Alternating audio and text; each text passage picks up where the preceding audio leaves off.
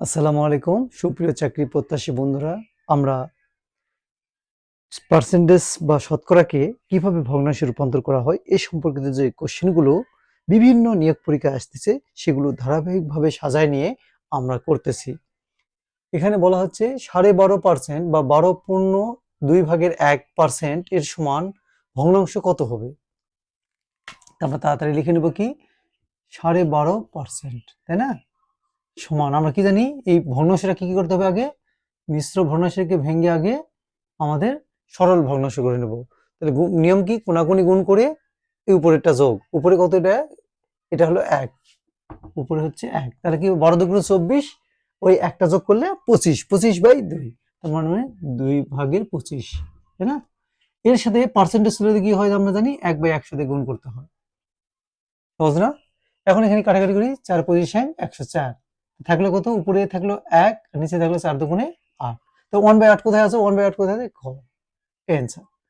ওকে, এইভাবে আমরা অঙ্কগুলো করবো।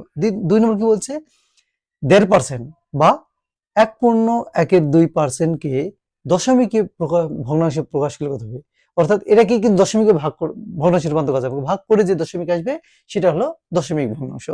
তাহলে এখানে আমরা করি এটা 1.5%, তাই না, 1.5%, তাহলে কি করবো আগের মতোই একে আগে ভেঙে নিতে হবে, মিশ্র ভগ্নাংশটাকে সরল ভগ্নাংশ করি, তাহলে 2 1 2 আর 1 3, 3/2 গুণ হলো 1/100, ঠিক আছে।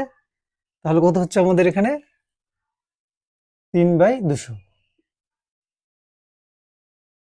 3/200, এই 3কে এখন আমরা ভাগ করব।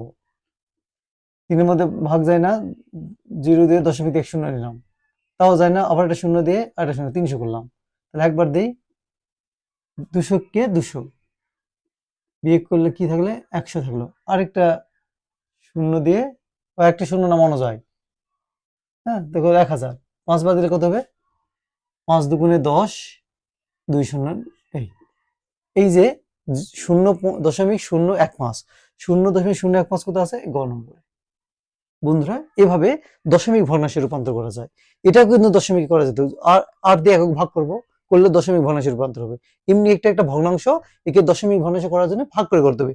যেমন এমনি একটা ভগ্নাংশ হচ্ছে 3/200 হয়েছিল আমাদের, তাই না, 200/3, তাহলে এটাকে আবার দশমিক ভগ্নাংশে রূপান্তর করো, কোশ্চেনের উপর ডিপেন্ড করবে।